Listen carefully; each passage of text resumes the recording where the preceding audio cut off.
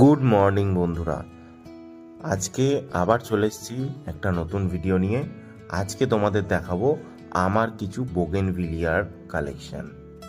এই যে বোগেনভিলিয়া গাছগুলো দেখছো, এগুলো সবই কিন্তু আমি কিনেছি, বেশি দিন হয়নি, 2 মাস মতো হলো। এইটা একটা হলুদ ফুল, হলুদ বোগেনভিলিয়া। এগুলোর কিন্তু আইডিয়া আমার কাছে নেই, আমি জাস্ট ফুল দেখে কিনে এনেছি।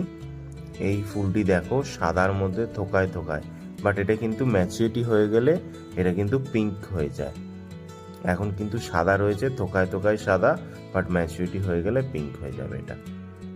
আর এই ফুলের গাছটা দেখো কত বড় হয়েছে, তার সাথে কালার দেখো, জাস্ট বেগুনি কালারের একটি বোগেনভিলিয়া, কি সুন্দর কালার।